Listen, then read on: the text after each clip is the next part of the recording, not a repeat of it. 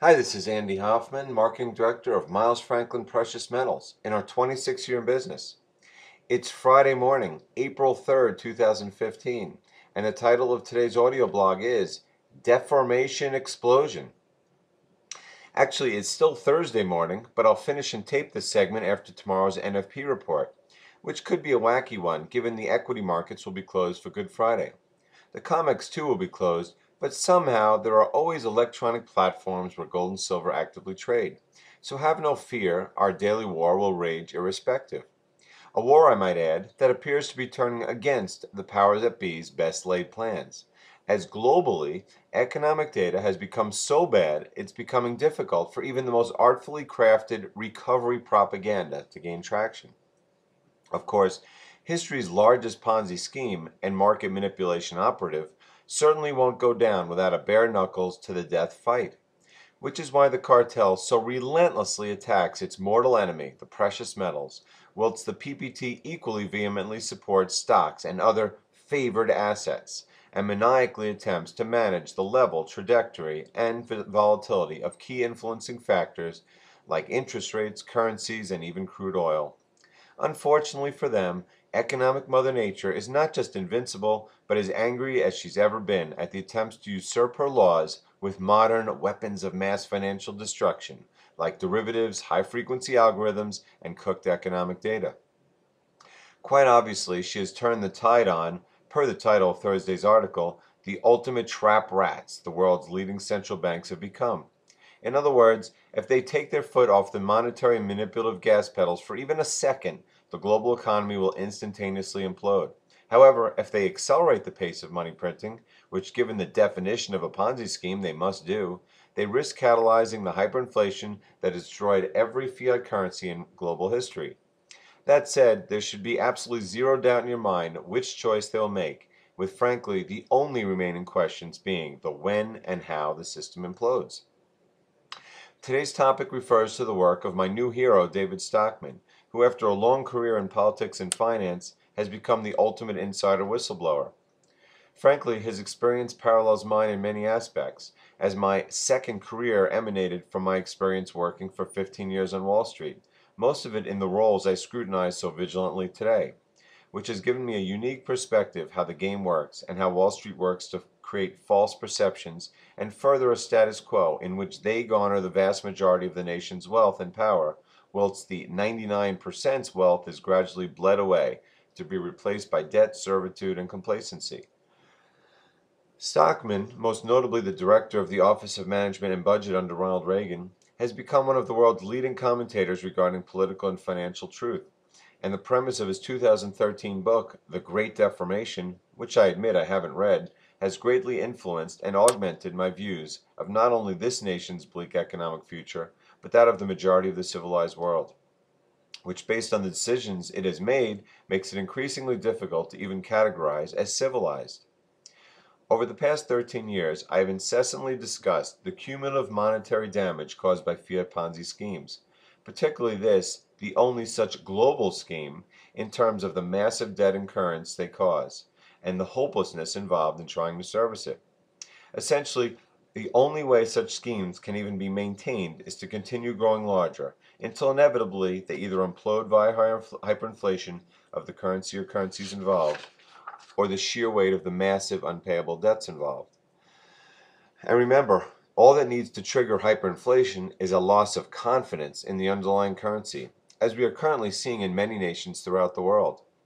Russia, the Ukraine, Argentina, and even Brazil are but a few of the more high-profile examples. And trust me, there are many more. Remember, the average currency is down 40% against the dollar since the Fed initiated its maniacal stream of next phase money printing schemes in mid 2011, including Operation Twist, QE2, and QE3. And for the so-called leaders of the new economic age, the much hyped BRICS, their currencies on average, excluding the dollar-pegged yuan, are down roughly 90% over that time. This horrific economy-destroying price action, accompanied by the associated debt explosion, is the telltale sign that the final phase of the global Ponzi scheme has commenced, and thus it's just a matter of time before the cancer climbs the currency totem pole to its top rung, where the increasingly unstable U.S. dollar resides. That said, Stockman's deformation concept takes the argument a step further, in not only discussing the monetary and balance sheet destruction wrought by fiat Ponzi schemes, but the long-term economic cannibalization. In other words, 4 decades of relentless recession avoidance via the printing press has not only brought the world to a fatal peak debt stage in which each incremental debt unit incurred has a detrimental impact on economic growth, but created long-term oversupply in essentially all aspects of the global economy, from private mining, processing, manufacturing, transportation, and distribution capacity to public infrastructure like China's infamous ghost cities. This was the main premise of one of the most important articles I've ever written, January 2nd's direst prediction of all, explaining how the combination of over-indebtedness, oversupply, and secular global economic weakness will make it all but impossible for commodity prices to materially rise in the intermediate term, and perhaps the long term as well. In turn, the chain reaction of corporate and sovereign bankruptcies will only further pressure central banks to monetize the ensuing debt explosion, making it that much more likely that the inevitable hyperinflation is unleashed sooner rather than later. Worse yet, such deformations have been exponentially compounded by lax government regulation, and often partnership with the private entities causing so much economic damage. Let alone as the Wall Street financial engineering machine has become, in Stockman's words, a doomsday machine by supplementing such insanity with the steroid leverage of derivatives, pooled asset classes, and other means of predatory financing and securitization. Trust me, it's no coincidence these trends went parabolic directly after the 1999 repeal of Glass-Steagall, yielding 2 historic market crashes in just 9 years, with the third, i.e., the big one, on the verge of occurring any day now. At that point, all semblance of economic discipline, free market price discovery, and the word of law were lost, and with it the system's ability to survive what's coming. Of course, it's not just the explosion of debt, sovereign, municipal, corporate, and individual alike, and the oversupply of industrial capacity and public infrastructure where such deformations manifest themselves, but essentially anywhere one looks in the political, economic, or social landscape. Frankly, it's not much different than reading a Stephen King novel or watching a Twilight Zone episode, as so little makes sense and so much conflict occurs between reality and contrived perception. And pardon my yawns, I've been taping at 5 in the morning as Sylvia is asleep. Like the reduction of taxes, for example, which all politicians understand to be a principal platform of election and re-election, and subsequently an engine of economic growth. To that end, consider what is going on in your country, whatever country that might be. I'm guessing that sometime in the past decade, the topic of tax reductions was actively debated, or perhaps, at least on a token basis, passed into law at or around an election campaign. However, since the global economic, monetary, and financial system permanently broke in 2008, I'm guessing you haven't heard a peep about potential tax reductions at all, and likely to the contrary. We certainly haven't here in the States, and in fact saw significant tax increases just last year, albeit targeted at high-income earners. That said, the trend is no different worldwide, and as the global economy continues to weaken, the pressure on election-seeking politicians to augment their respective nanny states with increased entitlements will not only be irresistible, but necessary to avoid social unrest. And since the only ways to raise capital, particularly in a dying economy, are money printing and taxation, you can bet that in one way or the other your savings will be bailed in or bailed out, and likely in both ways.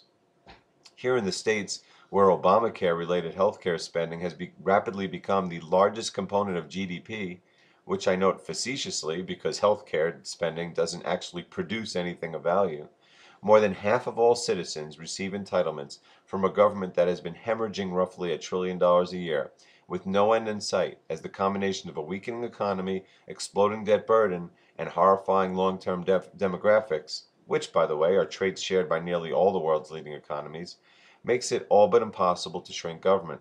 In other words, it's mathematically guaranteed that both taxes and money printing will rise, explosively so, for the foreseeable future. That is, until hyperinflation inevitably arrives. But taxes are just the start, as just in the past 24 hours, I can cite nearly a dozen such deformations front and center in the news. individually wreaking havoc on specific aspects of life and cumulatively destroying everything that was once great about America, Europe, Japan, and countless other supposedly first world societies. For example, the egregious deformation of currency markets, where the insanity of the world's monetary planners allowing America to default on the Bretton Woods Agreement in 1971 and thus end the global gold standard, is spreading like the most virulent of untreatable cancers. To wit, global currencies are collapsing at an unprecedented rate, and ironically, capital is flowing into the very currency mandated with stabilizing the system, i.e. the US dollar. Neither did the greedy, self-serving politicians of 1971, or for that matter 1981, 91, 2001, or 2011, realize that by bestowing such undeserved, unmanageable, irresistible power on the Federal Reserve, the dollar's cancerous reach would grow so large. It would become a de facto liquidity vacuum in times of crisis, leaving unspeakable monetary, financial, and economic carnage in its wake.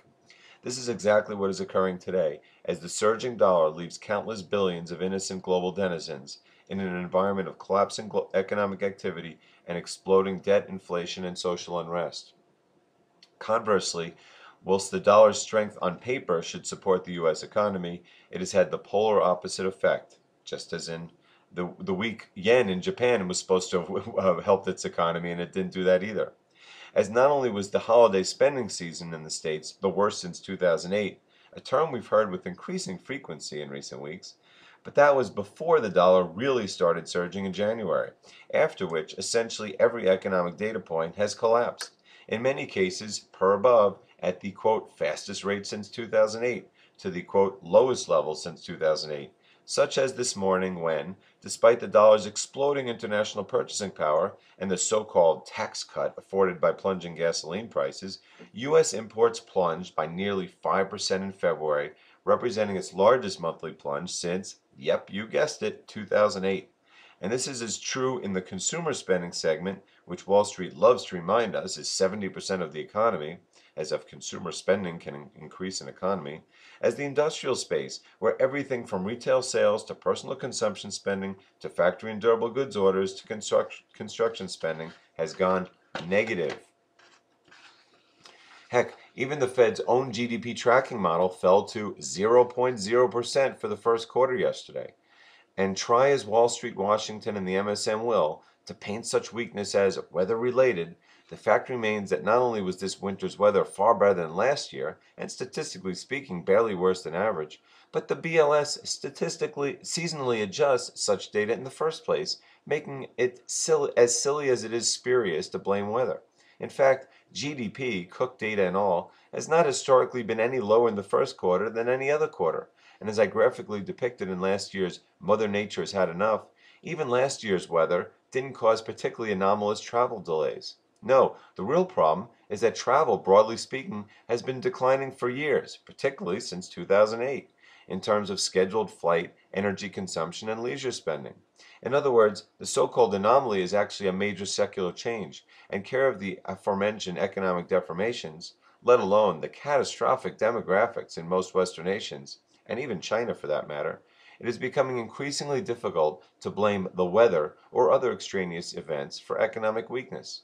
In fact, what could be more ridiculous than blaming the weather for weak retail sales when the only real growth in retail spending is online?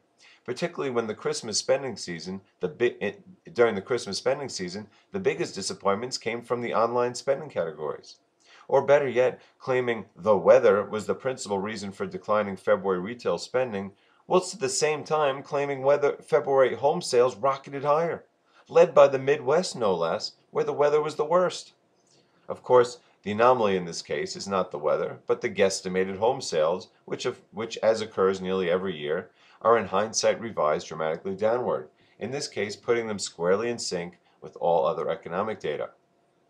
Frankly, I could go on for 10 pages with descriptions of said deformations visible in the past 24 hours news, but for the sake of brevity, here are but a few descriptions of such.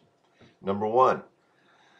Amidst the collapse of history's largest credit, construction, and real estate bubble, the People's Bank of China commenced a broadly based monetary easing program last summer. of which there are rumors now every day that it's going to expand. Undoubtedly coupled with the same PP operatives as in the States and other advanced market manipulators, the inherent Chinese love for speculation has been taken to new levels of insanity. Even as actual gambling revenues in Macau have plunged, equity margin investing has exploded, as it did in the States during the height of the late 90s internet mania. To wit, more than 300 million retail margin accounts were opened in Chinese brokerage accounts in March alone. And with the economic collapse expanding, the PBOC's jawboning and actions are prompting the same type of unfounded speculative mania that imploded U.S. markets at the turn of the century. Number two, as in China, surging U.S. stock markets have caused tragically destructive deformative behavior, albeit in different ways. Here, retail stock participation has been all but destroyed by a collapsing economy and mistrust in markets that have burnt them twice in the past 15 years. Which is probably why, as I noted yesterday, CNBC's ratings hit an all-time low this week. That said, one group that has benefited greatly has been corporate America, which not only has been borrowing at Fed-subsidized interest rates, but using the proceeds to buy back shares at historic rates, at all-time highest valuations to boot, whilst their underlying businesses collapse and long-term investment plans are dramatically contracted. To that end, not only did New York Stock Exchange margin debt hit an all-time high in March, but so did corporate debt issuance. And take a guess what month held the previous record for corporate debt issuance. And the answer is, drumroll please, May 2008, just before the Dow collapsed 50% amidst the greatest financial crisis until now of our lifetimes. Oh, and by the way, I just read today, while editing my script, that thanks to ECB QE pushing rates downward to the netherworld, it is estimated that European corporate bond issuance will explode by 20% in 2015 to a record 600 billion euros, including nearly 150 billion of high yield, i.e. junk, bonds. Number three, due to political pressure being exerted on major corporations to raise the minimum wage, particularly with the presidential election a year away, Many such as Walmart and McDonald's recently did just that. Of course, they first made sure to make as many employees part-timers as possible so as to avoid the financial burden of Obamacare, mitigating the piddling employee gains from fractionally higher wages. That said, they are immediately putting pressure on their entire chain of vendors to reduce prices or lose business in an extortive attempt to recoup losses from the higher minimum wage. And thus, in the big picture, the Walmart and McDonald's shareholders do just fine, whilst employees gain a few depreciating dollars while losing paid benefits, and of course, the entire chain of vendors suffers from the profit deflation of being forced to reduce margins. Number four, one of my favorite deformations is the impact of government intervention on business practices, better known as socialism and/or fascism. General Motors, once an American icon, but now one of the world's worst companies, has benefited, which I say facetiously, from every imaginable deformative trend, but none more so than today. To wit, after being bailed out in 2009 and reborn as a quasi-government entity in 2010, it promptly commenced one of the most suicidal, channel-stuffing campaigns in history, in which it overproduced cars at the behest of its largest shareholder, the U.S. government. This was particularly the case around the 2012 presidential campaign, but continues to this day, in essence fraudulently borrowing economic growth from the future. Moreover, the reemergence of subprime borrowing, yet another result of the so-called confidence derived from government-supported stock markets, has been dramatically pronounced in the automobile sector to a point that subprime auto lending and leasing is now far worse than the 2008 peak. And last but not least, now that the industry-wide auto sales have started to dramatically weaken, we just learned yesterday that GM's anomalous sales growth in recent months was not due to better products, prices, or promotions, but instead a breathtaking 24% first quarter increase in sales to, again, drumroll please, the U.S. government itself. Heck, this reminds me of one of my favorite Married with Children episodes, when Peggy Bundy makes a great living as the equivalent of a Mary Kay cosmetic salesperson. Actually, she's a powder puff girl, but only because she is selling so much product to herself. And last but not least, in what I last year deemed the most damning proof yet of QE failure, despite central banks' best efforts to promote recovery propaganda, global interest rates have cumulatively hit 5,000-year lows, as the entire world not only knows otherwise, but front-runs the QE to infinity they know is coming, when central banks admit otherwise. Even today, the most active money printers, the ECB and Bank of Japan, continue to purport recovery, let alone China's supposed 7% GDP growth, as they print to oblivion and rates plunge into the abyss, in many cases to negative yields. However, it won't be long before the crisis becomes so engulfing their language will be forced to sync with their actions. And when inevitably the Yellen reversal ends the 2-year market manipulation and propaganda scheme that started with espousing recovery, followed by tapering, and now the threat of mythical rate hikes and balance sheet reductions, it's entirely possible that amidst the worst debt, credit, and economic conditions of our lifetimes, that the entire Western yield curve will be NERPed, or taken to negative interest rate levels. That is, again, before hyperinflation comes to town. As for yesterday's, i.e. Wednesday's market action, gold finally breached the cartel's multi-month line in the sand of $1,200 an ounce following the cumulatively QE-inspiring impact of Tuesday's horrific Chicago PMI reading at 46 and Wednesday's triple miss of construction spending, which not only was negative in February but saw a major negative revision to January's data, the ISM manufacturing survey, which nearly fell below 50, and God forbid, the ADP employment report was massively below expectations, presaging a likely similar result in tomorrow's all-important, albeit completely fabricated and meaningless, NFP employment report. The cartel huffed and puffed to limit such gains with the typical Cartel Herald algorithm at the typical 12 o'clock p.m. Eastern Standard Time cap of last resort, whilst the PPT managed to Hail Mary the stock's losses to barely 0.5%, and the relentless oil PPT pushed WTI back up to $50 per barrel, in and of itself a horribly depressed level, despite yet another explosive inventory increase to an all-time high level.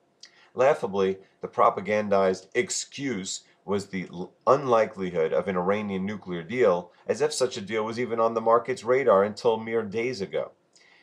Irrespective, interest rates again plunged, and with so much riding on Friday's NFP report, particularly the Fed's ability to continue to purport recovery at its April 29th meeting, the powers that be turned to desperation this morning, and this as the headlines blared not only of imminent Greek default, but draconian Californian water rationing amidst the worst and expanding drought in centuries. Hence, this Thursday morning's prototypical cartel raids at 2:15 a.m. Eastern Standard Time for the 411th time in the past 470 trading sessions, and of course at 10 a.m. Eastern Standard Time, i.e. key attack time number 1. The latter following an LOL better than expected factory orders report of positive 0.2%, i.e. the first positive report of any kind in memory, versus expectations of unchanged. I mean, give me a break already. Better yet, if you can believe this, jobless claims were again reported to have plunged, despite the horrific ADP employment report the day before, as well as across-the-board declines in every imaginable economic data series for weeks on end. Then again, not only has highly politically sensitive employment data become the most upwardly rigged data in history, but secular changes in the U.S. labor force have permanently destroyed its usefulness. To wit, the reason why jobless claims are falling, if in fact they actually are, is due to the surge in part-time employment due to a combination of plunging labor demand and onerous regulations like Obamacare. Moreover, the incentive to stay out of the labor force has never been higher, given the explosion of inefficient government entitlements, enabling countless millions to live off the government's printing press-funded coffers. In other words, not a shred of employment data, real or fabricated, is trending positively, and care of the aforementioned secular changes in the U.S. economy and demographics, said trends have nowhere to go but straight down. To that end, I'll leave you for now on Thursday midday, with the PPT desperately trying to prevent a third straight day of Dow Jones propaganda average losses, oil back down to $49 per barrel, the 10-year interest rate at an even 1.9%, and gold at $1,202 per ounce after having been kept under $1,200 for most of the morning. Tomorrow, after the NFP report, I'll update you once more before taping and uploading for, hopefully, the weekend. And what's this I see under Charlie Brown's good grief category? Morgan Stanley's crack research just hours before the NFP report says, quote, "We anticipate the weather will be a drag on March jobs growth after appearing to have been a boost in February." I mean, enough already, enough. Well, it's Wednesday morning, and overnight on this supposed Good Friday, the only news is bad news, as usual. For one, the intensity of the Greek crisis is up to DEFCON 1 levels, with Greece said to be actively preparing for the Grexit it's all but guaranteed, potentially as soon as April 9th when its next significant interest payments are due. At this point, it couldn't be clearer that Greece has no intention of adhering to the Troika's unrelenting austerity demands, or that the Eurogroup realizes Grexit is inevitable, and with it the economic, political, and financial carnage that comes with it. And on the topic of whistling past the graveyard, per the title of an article I penned last week, it appears that in fact America and Europe have agreed with Iran on a deal that, in exchange for Iran dramatically reducing its nuclear research program, will enable the lifting of sanctions that have crippled its economy for the past 3 years, of which the most important and deadly to the global economy will yield a dramatic increase of Iranian crude oil exports from the current level of just 1.1 million barrels per day to perhaps the 2.5 million barrels per day level just before the sanctions commenced in 2012. I'm sure the oil PPT and its related propagandists will claim that the potential impact of the Yemeni revolution, or perhaps a potential, but more likely mythical, OPEC production cut at its upcoming June meeting, justifies higher prices. However, the reality is that global oil inventories are at record highs, with demand weak at best and potentially falling, and are expected to rise further in the coming months, excluding the potential swamping of the market by the Iranians. At this point, the world is already producing 1 million barrels per day too much, and if Iran adds another 1.5 million barrels per day, the likelihood of sub-$40 and perhaps much lower oil prices will become significantly stronger. And again, don't forget the title of my article back on October 7th, when oil was still about $80 a barrel, called "Crashing Oil Prices Portend Unspeakable Horrors." Okay, it's 8:35 a.m. Eastern Standard Time on Friday now, and wow, wow, wow. The March NFP employment report just came out, and all I can say is this: how convenient that the COMEX is closed. This is perhaps the biggest miss against expectations in memory, and certainly the worst since 2008, which is exactly what the U6 unemployment rate, which the BLS publishes but the MSM ignores, purported, i.e., the lowest level since August 2008. Not only did the March payroll number come in at just 126,000 jobs, i.e., the lowest increase in 15 months, versus the expected 247,000, but January and February's supposedly amazing numbers were revised dramatically downward as well, by a cumulative 69,000 so-called jobs. And by the way, remember how gold and silver were violently attacked after both of those reports, based on the supposed better-than-expected data that, just 1 month later, turns out to have been a flat-out lie? Yep, as I discussed in last month's post-NFP article, Employment American Style, and last year's All Economic Data Are Lies, not to mention Island of Lies, you'd be better off listening to Joseph Goebbels or Pinocchio than the Bureau of Labor Statistics Department. And the hits keep on coming, as 72,000 of said 126,000 jobs were the result of the fraudulent birth-death model, which continues to report small business formation when the facts tell us that new business formation is not only at a multi-decade low, but new business termination at a multi-decade high. And of course, despite the massive miss versus expectations and a labor force participation rate down to a new 38-year low, an all-time low for men, of 62.7%, The so-called unemployment rate remained at a 6-year low of 5.5%, LOL. And this with said U6 unemployment rate, which includes discouraged and marginally attached workers and those working part-time purely for economic reasons, plunging to its lowest rate since 2008. And better yet, according to even the Pied Piper of bullish propaganda, CNBC, whose ratings hit an all-time low this week, the accompanying household survey showed not a shred of evidence that the weather had any material impact on March hiring trends. In other words, as bad of an employment report relative to the ridiculously undeserved, propagandized, completely unrelated to reality expectations as I've ever seen.